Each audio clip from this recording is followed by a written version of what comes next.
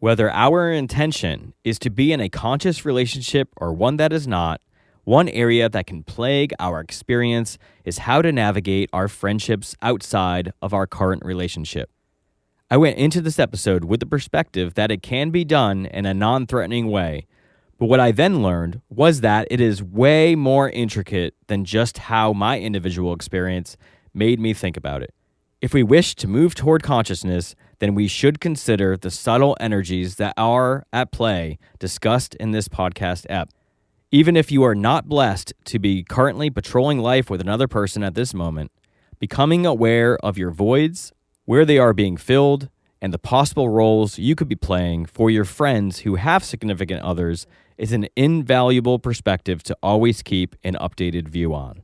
And now, if you find yourself in appreciation and gratitude after listening to this or other past episodes, then please consider taking part in our value for value exchange.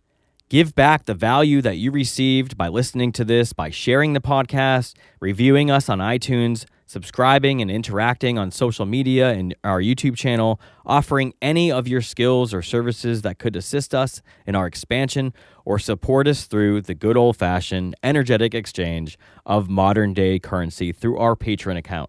And you could do that by going to wise-wise.com/PATREON. Alexander and I just want to give you a shout out for listening and a great big thank you. And we are in total gratitude for any way that you choose to give back in appreciation. And now, whether you are solo or partnered up for this listening experience, be kind and unwind the mind as it's time for your wisdom drop. Now, let's journey.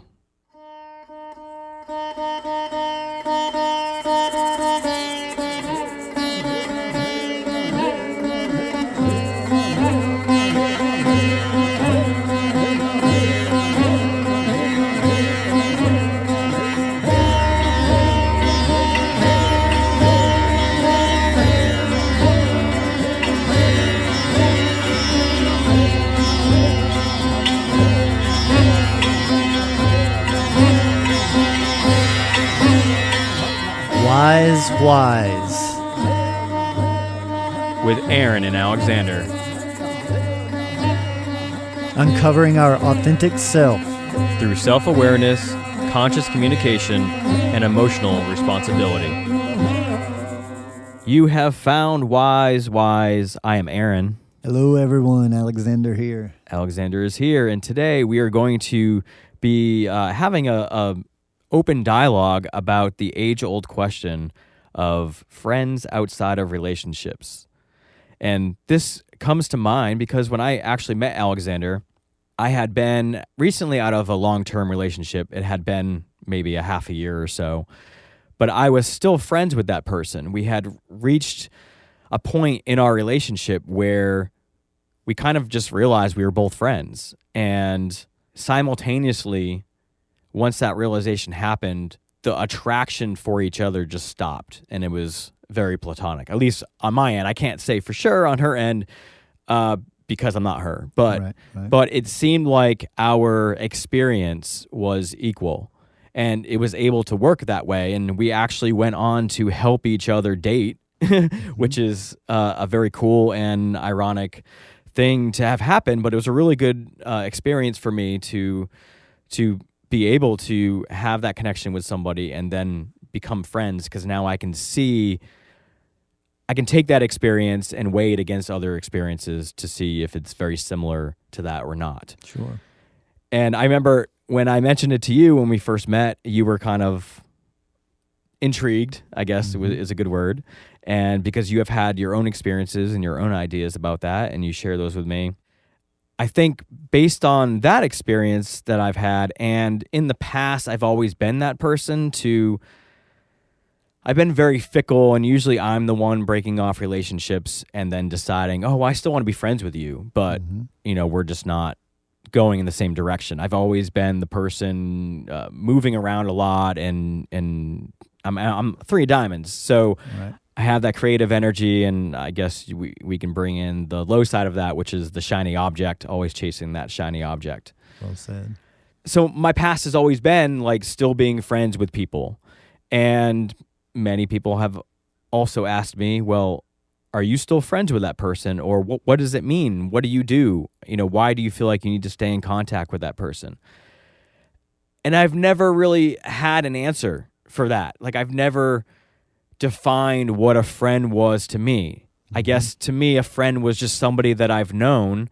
And once in a while, we're like, hey, how are you? Just checking in, hoping everything is good with you, and vice versa. And the definition of friend to me has been like a range, because like I would call you a friend. I would call some of the people that I talk to the most friends, but then also for some reason, the people that maybe I had really deep friendships with in the past growing up, I would still call them friends, even though we may talk like once a year or even less than that. Mm-hmm.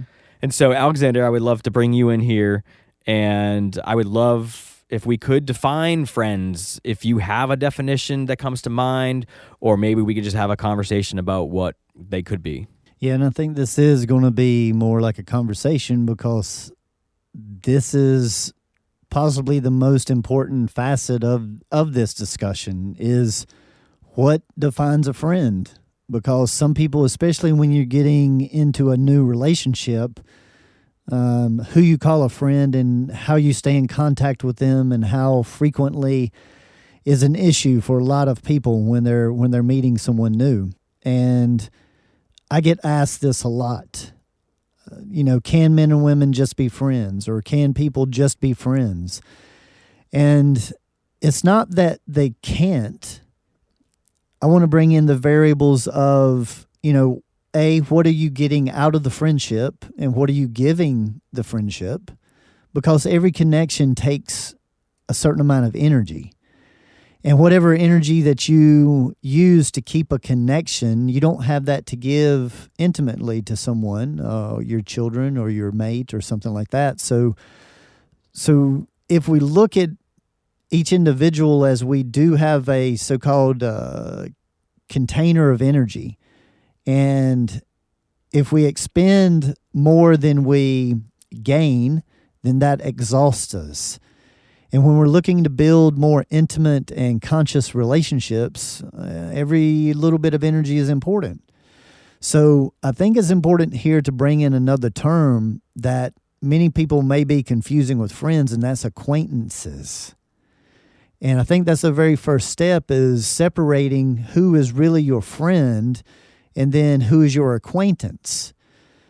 Because to some people, friendship means that you frequent each other quite often, or you're really there for each other if there's some type of emotional issue or even a physical issue. And for some people, it could be spiritual, it could be mental, it could even be energetic. You just enjoy being around someone. And that's what really this podcast is going to be about, is what are you looking to gain out of this so-called friendship? And maybe it would be worthwhile putting it into the person into a category of acquaintance. And where are you trying to fulfill voids that you're not getting in your intimate relationships presently? So I'm hoping that this is going to create more questions for people rather than define very much at all. We're just looking to bring a different view as to what some people would defend a so-called friend, and talk about how important they are to have that connection. But then quite often I will say, well, when was the last time that you talked to them or hung out with them? And sometimes it will be years. And I'm just wondering if that can't fall under an acquaintance. And yes, you were friends and you were close at one point in time, and maybe you will be again, but right now you're just really not. Life's taking you in different directions. And so I'm all about being friendly, okay? Let me be clear with that. But when you define someone as your friend and you're going to make sure that you make time for them, and that's costing your other relationships, even with your children, this is what I'm hoping that will be useful for just to shine a different light on for people. Yeah, I think you brought up the term voids, and when we're in a relationship, if there are voids in it and we're getting fed somewhere else, that can cause a problem, and I think we'll dig more into that as we go. What are some of the areas or levels of the voids? Like, are there specific areas that you can name out that we could be fed somewhere else? Absolutely. Here we'll bring in the 5 different levels, as we do on almost every episode: the physical, the mental, the emotional, the energetic, and the spiritual or religious. And see, normally when we call someone a friend, we're getting a feed from one of those areas. Like for a lot of guys, sometimes it's just on the physical level, like we have somebody that we like to go play volleyball with or throw disc golf with or, play basketball with or go fishing or something like that. But many times those energies don't always share a lot mentally or emotionally or, very much energetically or even spiritually. And there's nothing wrong. There's no judgment with any of these, but hopefully the point here is to help you to understand why you are carrying on a connection with someone.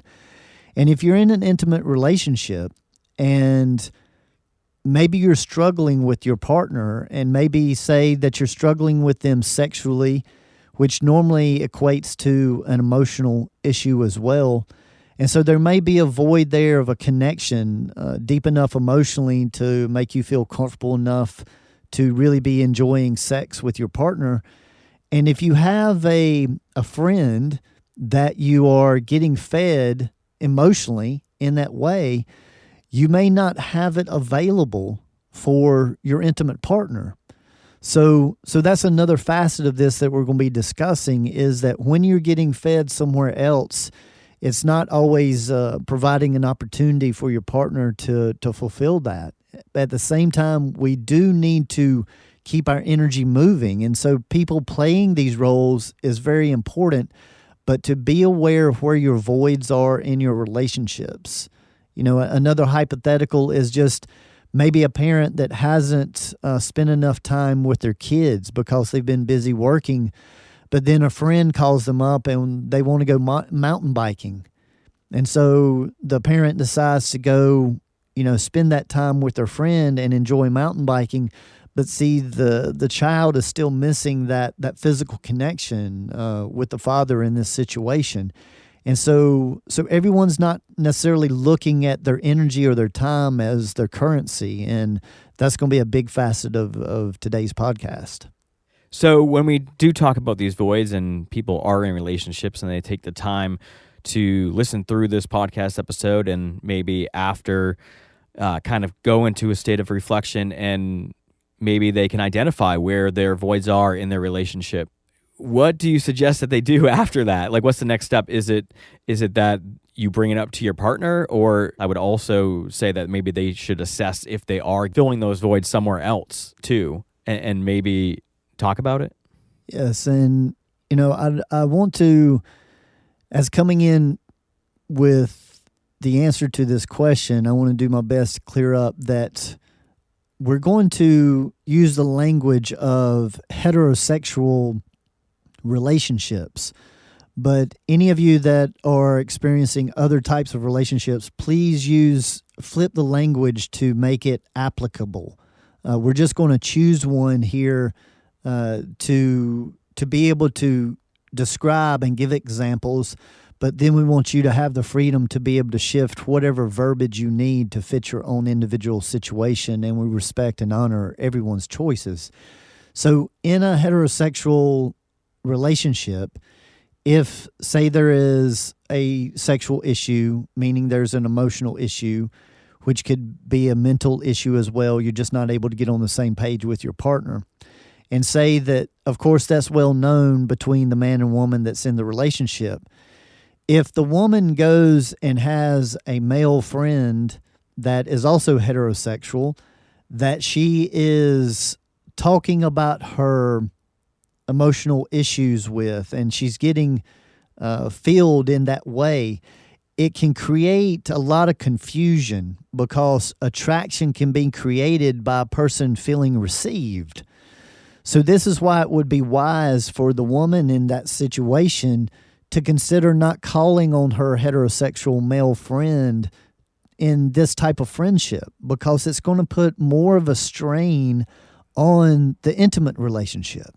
So once again, adjust your verbiage to however you need to fit your personal situation.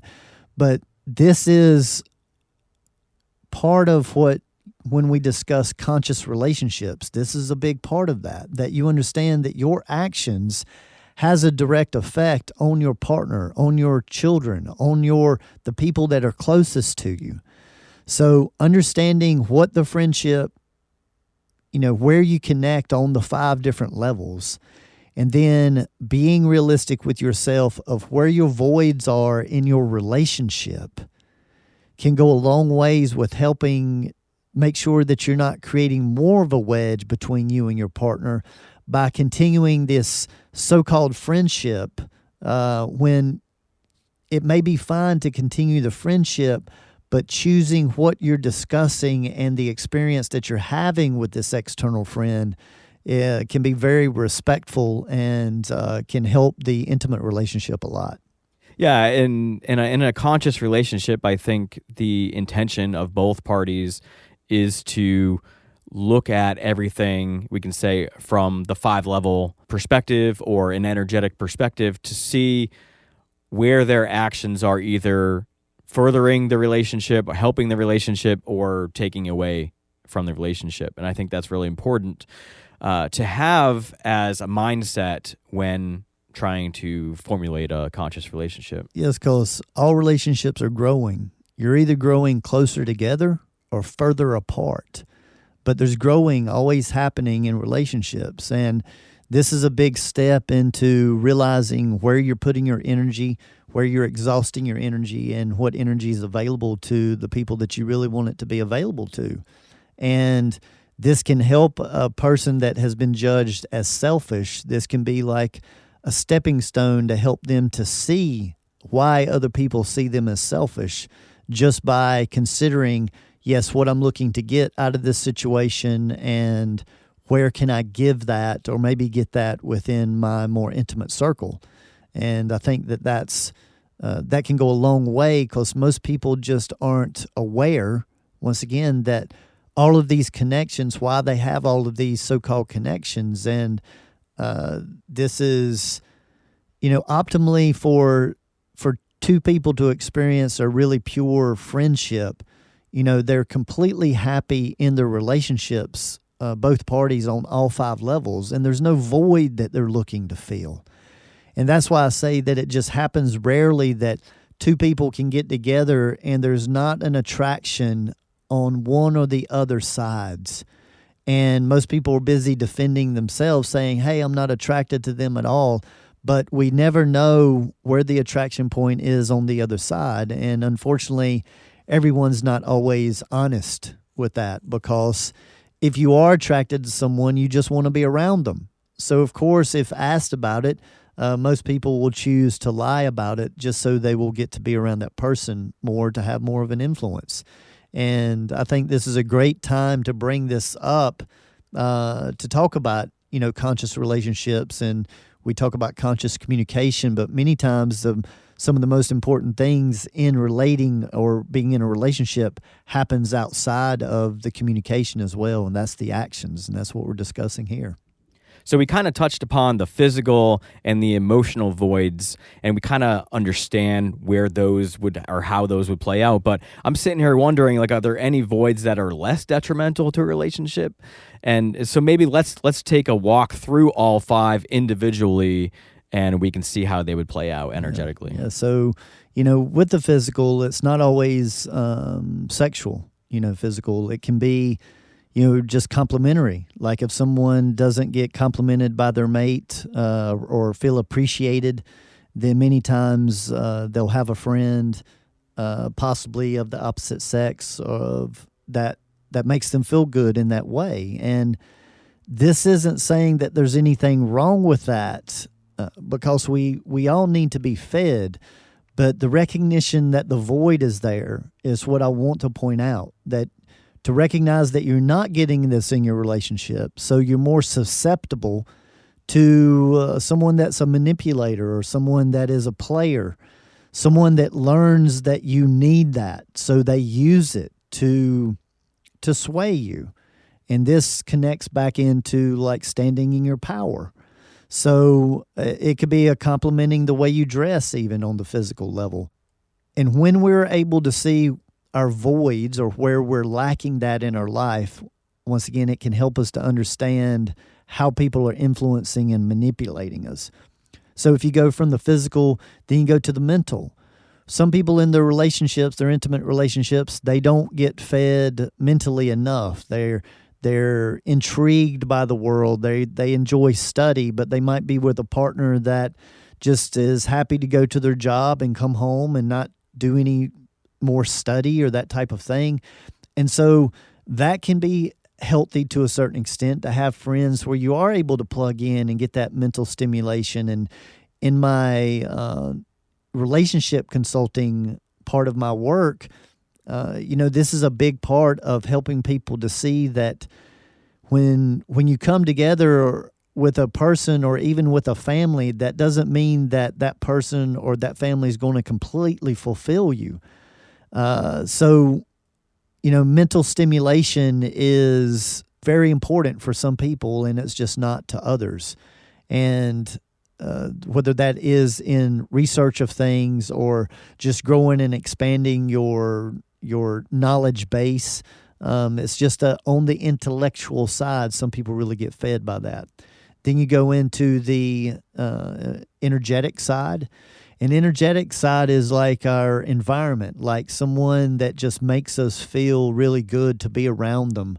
Or someone's home sometimes just brings you a certain sense of relaxation or peace.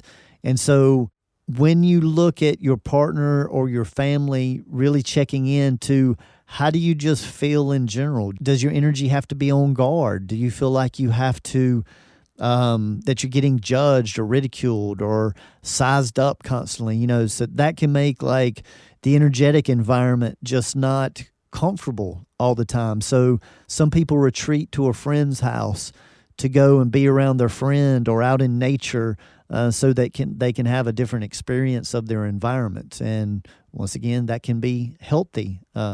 But it's also healthy to generate that in your intimate circle, because that's where you spend the majority of your time, more than likely. So bringing the emotional in, through my consultations, I hear people just about every day talk about not being able to relate to their mate or to their partner or to their children or even to their parents or siblings. And so relating is just such a big deal for us. And most of the time that is on the emotional level, that people want to be understood. They want their emotions to be understood and not just corrected or tried to be fixed. And so that's where empathy can play a big role. And so, when you're not able to talk about your emotions openly and freely in your intimate circle, this is one of the first places that people reach out to so-called friends. And that can be helpful, but once again, looking at the reasons of why that's not able to be nurtured and in your intimate circle, and using your friend or that situation for inspiration on all of these levels to develop it more in your intimate circle, rather than just always depending on this external feed or this external person to get that feed. And then to wrap up, with the spiritual or the religious, it's quite often that people get married or in intimate relationships and their partner don't share their same religious or spiritual views. And for some people, this can be devastating in relationships. And for others, it's just not that big of a deal. So they will go to maybe church or go to a temple, or they will go to a gathering to get that feed, to get fed so-called spiritually or religiously, that once again, they may not be getting at home. And to wrap all of this up, of the importance is to see that why you're seeking it outside, and that is useful for a limited amount of time before it becomes dependent. And we want to look at where we can get fed on all 5 of these levels within ourselves without depending on these external situations. But while we're learning to do that, relationships are very important. And to realize that if you're getting that feed outside of your intimate circle, are you leaving it open to even develop in that intimate circle? Or are you just continuing to get fed externally and there's not even an opportunity for your intimate people to have that experience? So I think it's worth just checking in, and I think everybody will have kind of a different realization or view of this episode. I think that was an excellent point that you said, that we're all really working on becoming self-dependent on all 5 of these levels, and that's why we do the work. But in the meantime, we're still having relationships, and throughout our lives, we're still going to have relationships. So this is all real good information to look at, and just so we can be aware. And like, of course, I'm sitting here and I want answers. I want like absolutes, but none of this information is to give anybody an absolute. Like, we're never going to have a perfect relationship. And so we're going to have to consider all these options in all that. And so I guess my question is, like, do we need to be filled in all 5 levels by a partner? And of course, like, we're not talking absolutes. So I'm sure the answer is a whole variation, and there's no like yes or no.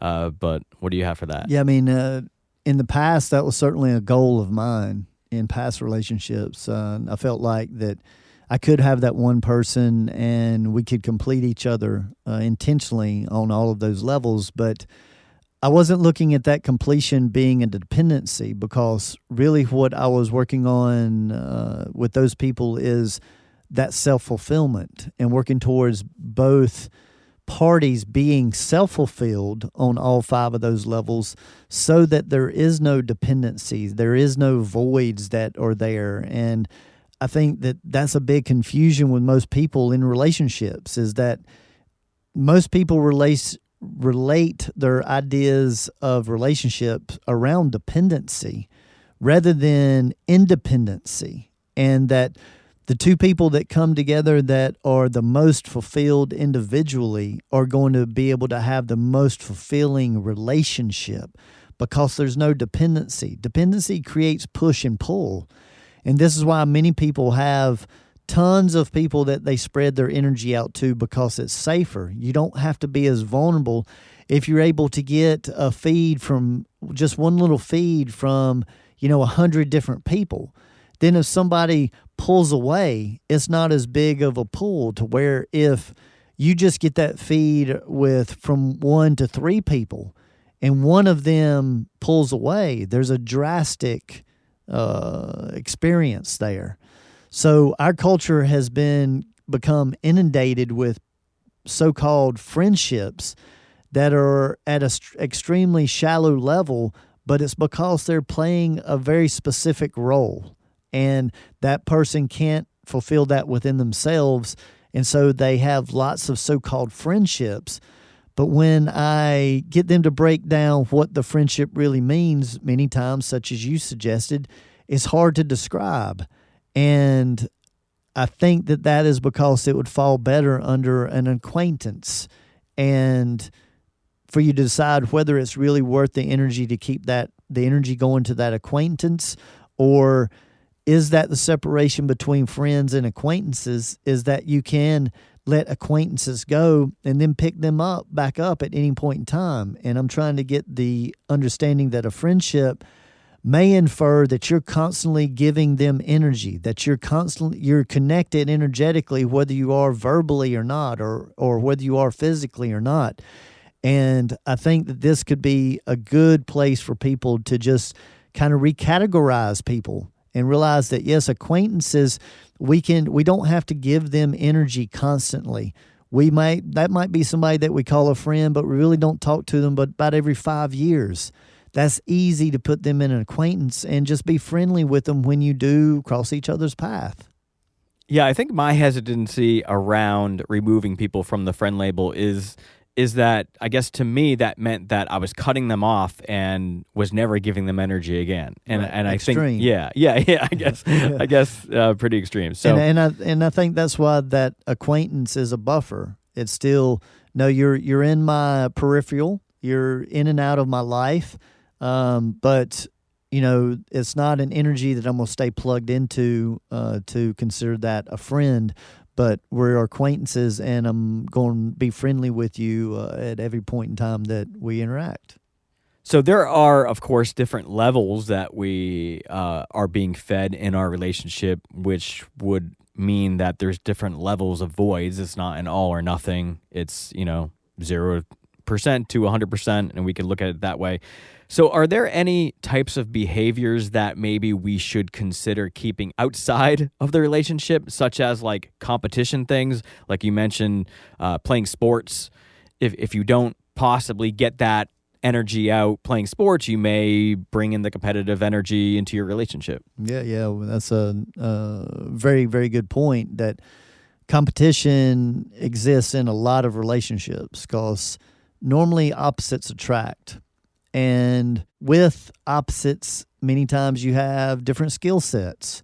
But normally there is some area that kind of bleeds over and it becomes competitive. And for some relationships, they're competitive in almost every area of the relationship. And this is shown in the cards as a Mars influence. And so if you don't find something to build together, to be on the same team, yes, that competition, and see, attraction is the opposite of competition. So they have to coexist. So many relationships that are extremely attracted to each other carry a lot of competitive energy. And this is why being on the same team of something is very important, but be very careful that you're not critical of your teammate, your partner, when you're on the same team competing. Because many times a competitive person will judge or critique their loved one quite harshly just because they can. And you can see that energy shift so much when the language is more supportive, and to see that, no, we're on the same team. We're not here to make each other better. We're here to be on the same team and to develop together. And see, that's two different mindsets. And from a competitive mindset, you're always looking of how we can do better. So if you're on the same team carrying the competitive mindset, you're going to be nitpicking. You're going to be getting on them when they make a mistake because you want to try to fix it. And we need to let that go when we're on the same team. We need to only be supportive in that way, or otherwise it creates a leverage issue, and normally the other team wins in that situation. It's very similar with children in the way that they will pit parents against each other. If the children ever see the parents get in a squabble and it was the way that they introduced it, the child learns to use that as a tool. That's why it's imperative, I feel like, that all parents get used to telling the child, let me talk to your mother, let me talk to your father, let me talk to the other mate, to make sure that they understand we're always going to communicate to each other before giving you an answer. And that goes a very long way in showing a strong, solid parenting partnership where kids are concerned. So there's no doubt that this whole situation, if somebody finds themselves looking through this and with the voids, that it's so intricate. There's so many different pieces or considerations within it, and which has brought up a lot of questions for me in different situations. So what about friends that are of the same sex, or if you were in a same-sex relationship, it would be somebody of the opposite sex, somebody you're not traditionally going to date? Does it make a difference if our friends that are filling voids are of that nature? Yeah, I think that's important, and one of the considerations, in building a truly conscious, intimate relationship is that, let's just say that you are having an emotional issue with your partner, and say you have a friend, Bill, and a friend, Mary, that can play a similar role to support you in this emotional issue. And you want to just take that consideration about, well, let me contact the one that is going to put the least strain or the least worry in my partner's mind, because that's what we're looking to build and overcome is this misunderstanding. And so whether it's a homosexual relationship or a heterosexual relationship, it's not about whether it's a man or a woman. It's about understanding your attraction point and knowing that our attraction point changes when we are vulnerable, and that many times people make mistakes because they shared the wrong thing with the wrong person at the wrong time that led to something else. And especially if inebriation is around, that just opens the floodgates for the vulnerability.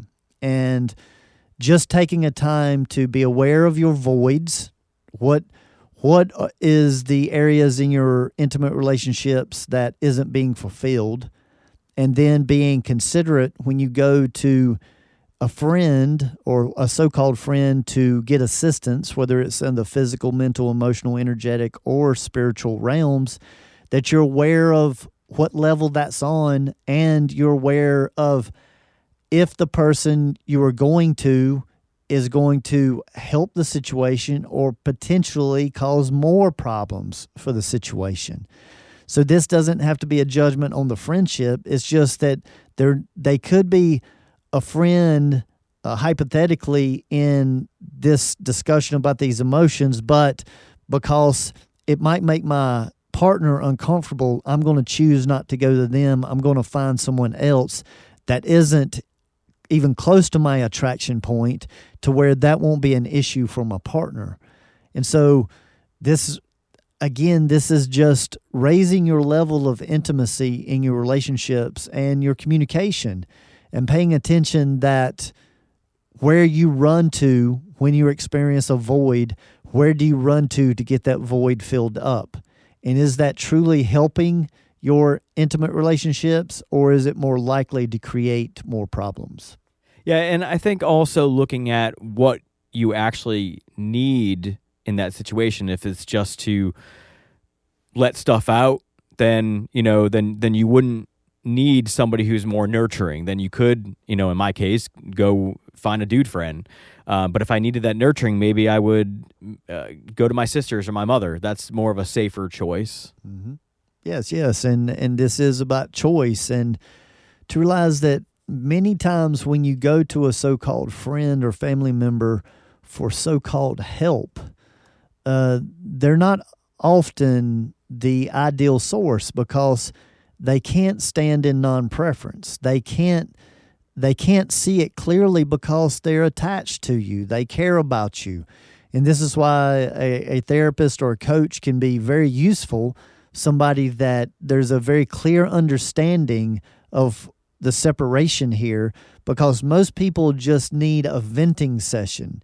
You just need very little input, and most of the time it's just to release something that's frustrating you or holding you back.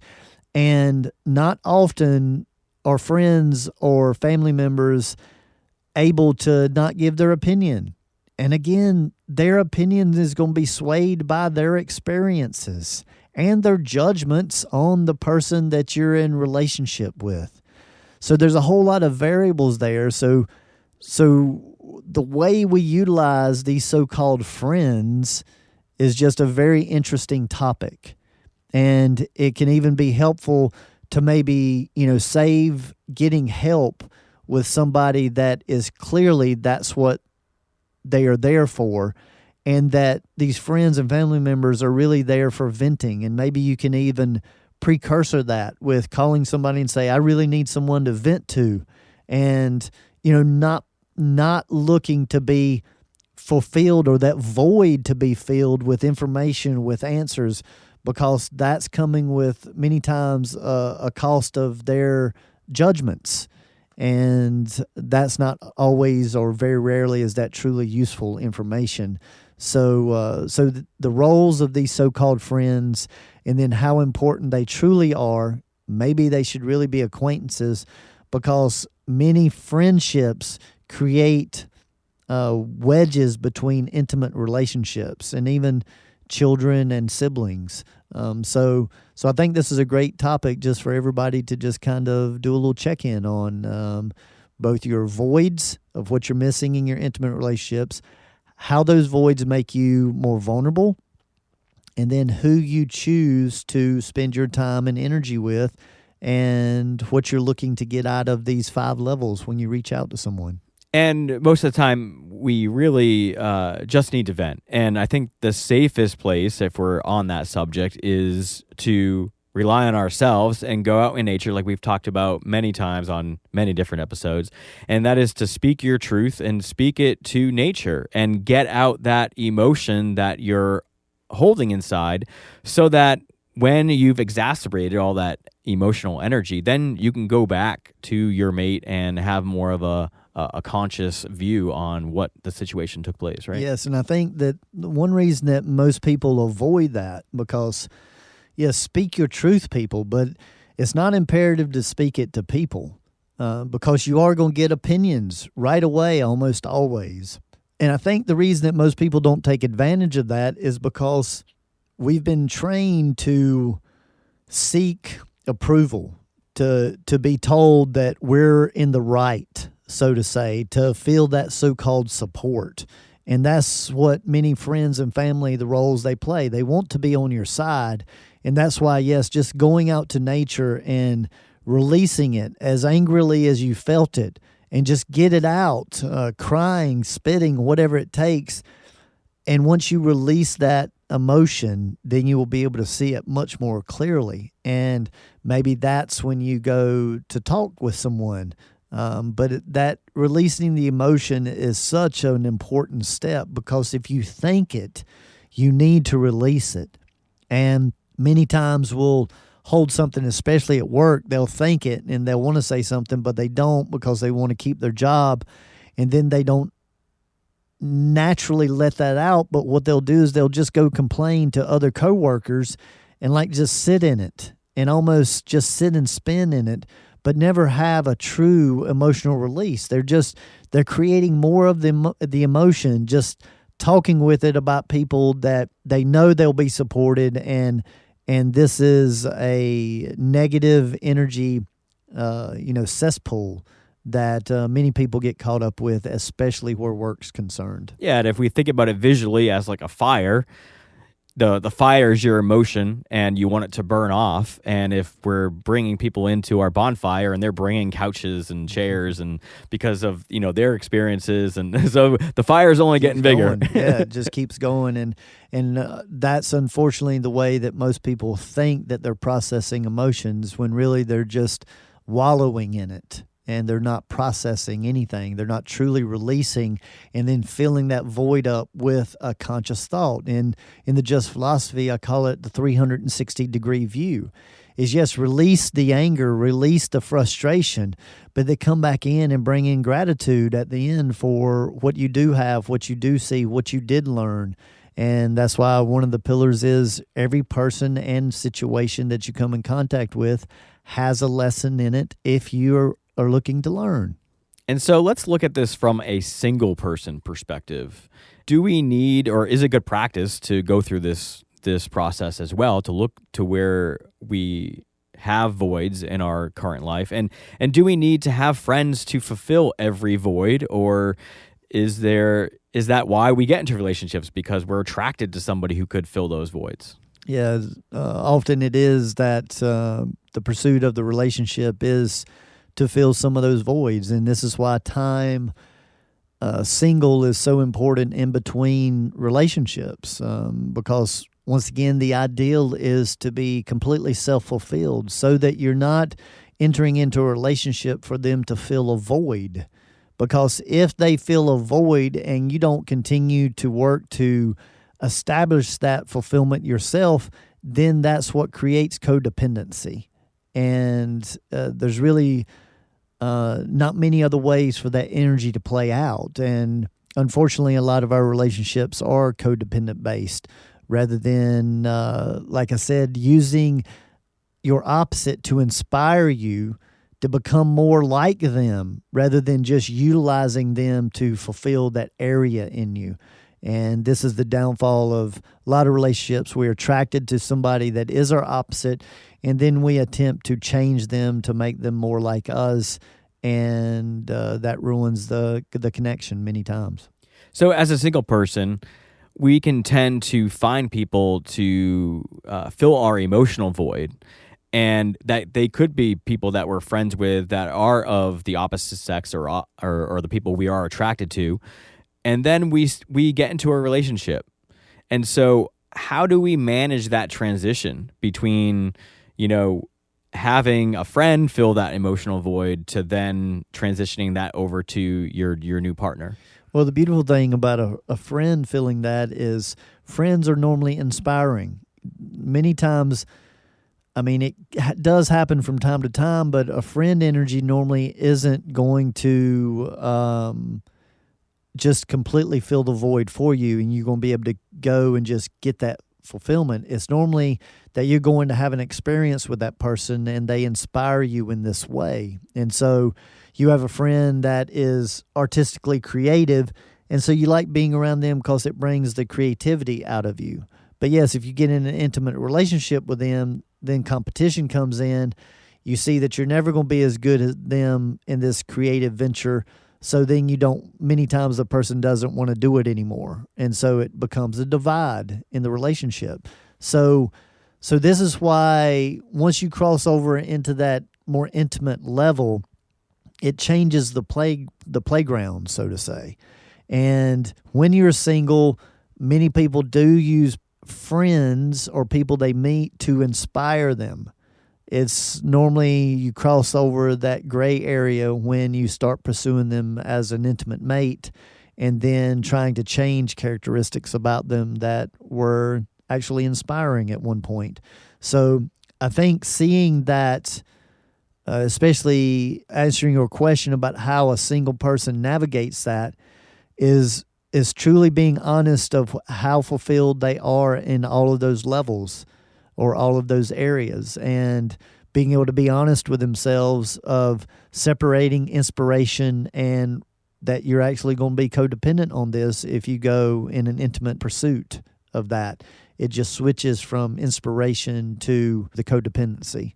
And so how we navigate that in the very beginning is very important, and that's why I like to hear people that have had extended periods alone for 3 or more years. I think is very inspiring for people to truly find themselves, especially if they're able to fill those voids. And not everybody that spends that amount of time alone finds and is able to fulfill those voids because most people aren't even aware that they exist. Now, what about transitioning from having a friend who is the opposite sex, in my case, or a heterosexual relationship, and then finding somebody else new to have a relationship with, but I previously relied on them for my emotional support, and then having to navigate that where you're kind of moving your emotional support over to your relationship, but this person made, I guess if they're really a platonic friend, they would understand. Yeah, and that's normally one of the very first signs that,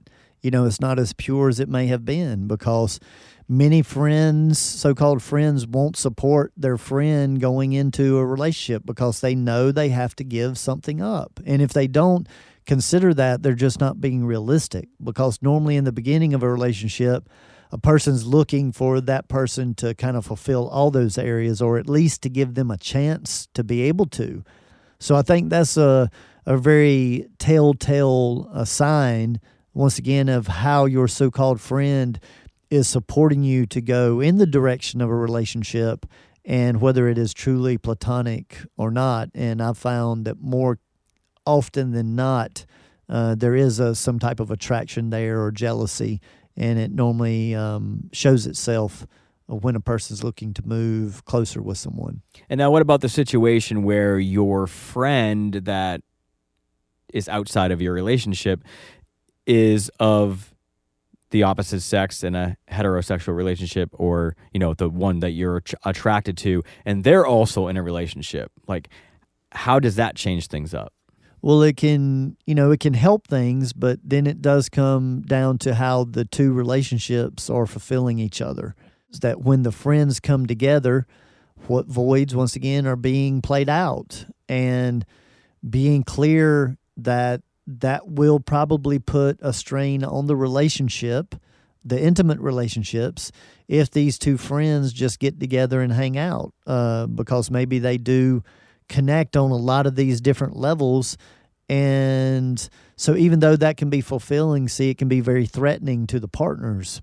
And I'm not saying that anyone should cater all their friends to their partners, but at least being aware that, there's work to do on both sides. The partners that's carrying the jealousy, they need to work on their jealousy. But at the same time, their mate that is choosing the friend to hang out with, they have a responsibility as well as to how that's making their intimate partner feel.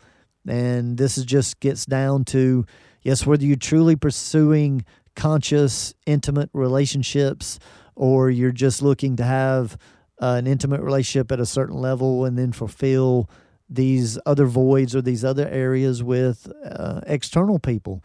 And there's no right or wrong. It's just being able to communicate with your intimate partner, two people being able to discuss where they stand on this subject consciously and non-emotionally is the goal. And if you're a single person and your friend gets into a relationship, it seems like it would be conscious to respect that and understand that when two people enter into a relationship or are trying to consciously manage that fulfillment within the relationship, then their energy is going to become less and less for outside external people or energies. And so it seems like the more a couple becomes fulfilled within each other or within themselves with each other, then the outside kind of external relationships kind of change or fall away. Yes. And, that's due to the laws of frequency, of how frequency works. When one person makes an adjustment, everyone has to adjust or they're pushed away. Because if they can't find harmony, they're going to create friction. And so, so-called platonic friendships, a lot just gets revealed when one or the other does enter into some type of relationship pursuit and how they respond to that. And that's many times when people's true colors are shown or what they've been hiding. And hopefully this podcast is going to help people that have the purest of intentions and they do try to carry on friendships, but they do need to pay attention to how it is affecting their mate or their potential mate and what the agenda of the so-called friend really is. And so, any friendship I feel like should be able to talk very openly about what they're getting out of the friendship and why we stay in contact and that type of thing. And if it can't be discussed, then there may either be ulterior motives or it may be just a connection that would be much better defined as an acquaintance rather than a friendship that's getting consistent energy. And so in our society, the term cheating is brought up mostly when there's like a physical affair.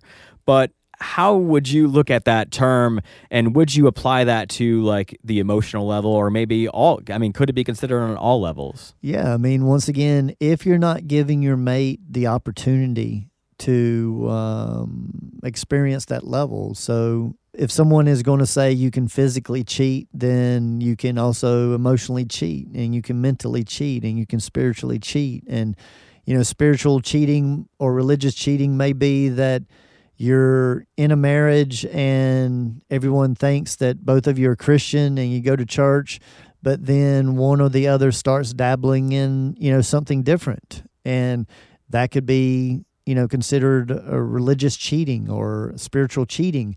And the cheating term normally comes in when a person feels like they're being done wrong. And that's why I like to just present it as, are you giving them the opportunity? Because there's nothing wrong with people changing their minds and going in like a different direction or getting more mental stimulation maybe. But give your partner the invitation to say, hey, would you like to go to this museum with me? And if they say no, then you have the right to choose a friend to go see the museum with. But once again, who you choose, what friend you choose is either going to help your situation or make it harder, one or the other. And you do play a role in deciding who that friend is. So, whether it's cheating or not is a very subjective term, and that's going to be per individual. But I think it's best to just wrap that up to say, are you giving your partner a very conscious and intentional opportunity to participate with you in that area, or are you just looking to not involve them and be entertained by this other person over here? And are you clear in what your attraction points are? And attraction points and voids are always very closely related. So, unfortunately, many people will fool themselves and say, "Oh yeah, I'm in a heterosexual marriage, and my name's Mary, but I really like talking to Tim over here about intellectual stuff better than my husband." But that's all that it is. It's just that, you know. And that may be all that is to Mary, but to Tim, it may be more than just the intellectual stimulation, because Tim might be single, or he might be in a very unhappy marriage. And so of course he's going to just say, if asked, he's going to say, "Oh yeah, it's just about this intellectual stimulation." But people aren't often honest, first of all, with themselves, much less other people. So hopefully this is a podcast to just kind of shake things up a little bit for everyone, all the listeners, and for you to do a recalibration of where you're at with all of this intimacy and friendships and acquaintances and all these different labels. But the most important thing is, how are you dividing your energy up, and are you being honest with yourself with your voids and your attraction points? To wrap up this awesome conversation, I really enjoyed it. I really went in with a blank slate, and I've definitely learned a lot, Alexander. So I appreciate the conversation and the insight. I guess my last question would be, where does the three questions play in with all this? Because I feel like if people don't know who they are and where they're going, then they're almost going to be lost even as to why they're even in a relationship. Yeah, well, I do stand on the platform that in order to have the optimal relationship, the individual needs to understand themselves optimally first. And that's why the self-work, the self-discovery work is such a big part of this philosophy. Because, yes, if you know who you are and you know what you're about or what you do or what you're passionate about, and then you're clear in how you exemplify those things, then when you step into relating with someone, and that's question 4 and 5 of what you have to offer the relationship, and then what you are looking to receive from the relationship, you're much more clear in being able to answer question 4 and 5 if you're clear on questions 1, 2, and 3. And I've had many people say, "Well, it seems like it's so much easier to answer question 4 and 5 of like, what am I looking for a relationship and what am I looking to give a relationship, than it is to ask those individual questions of who are you, what do you do, and what do you exemplify." And that's because people are willing to adapt in the beginning of relationships.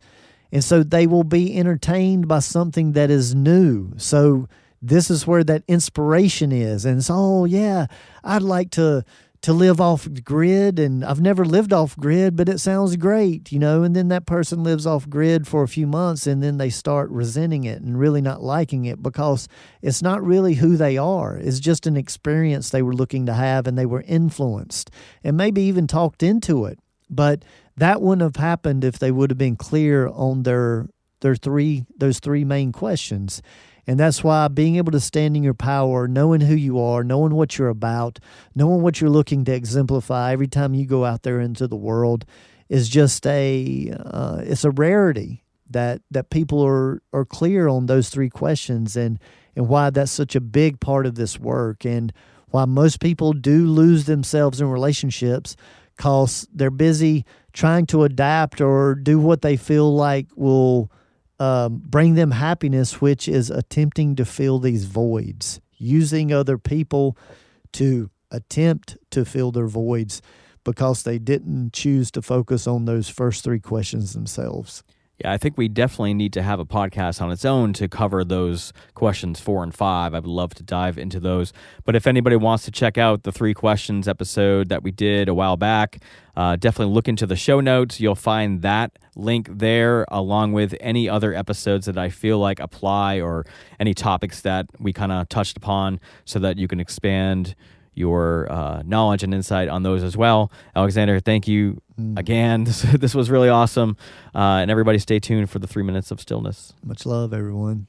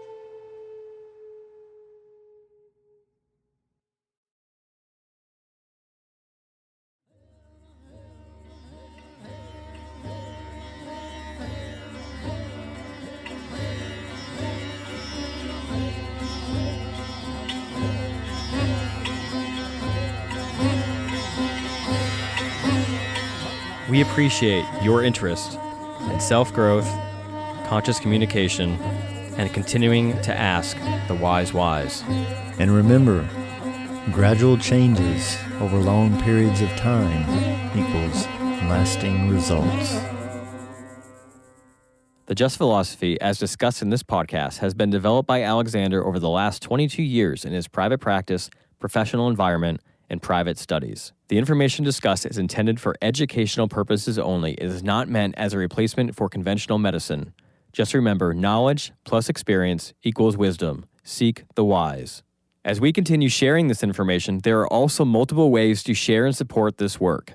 Gain access to our exclusive content, behind-the-scenes footage, and other products that assist you on your self-awareness journey by joining our patron team in exchange for a monetary donation by visiting wise-whys.com/patron.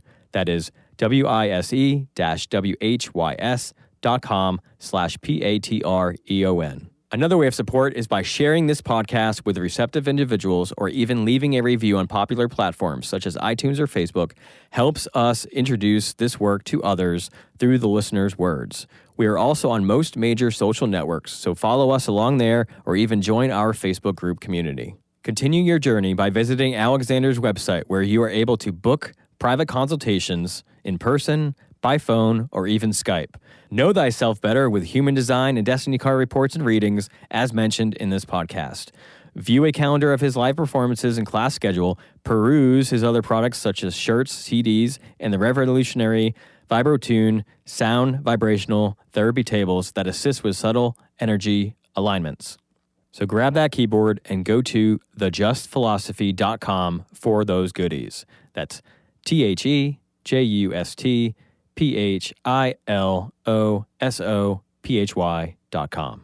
And if you love the touch of a soft shirt with a message that will warm your heart in resonation, then check out my company, Verities Apparel, where I am a one-man band doing it all from design to physically printing the garment and sealing it all with a conscious touch. Just go to veritiesapparel.com, VERITEESAPPAREL.com. Thank you all for being a part of this journey with us.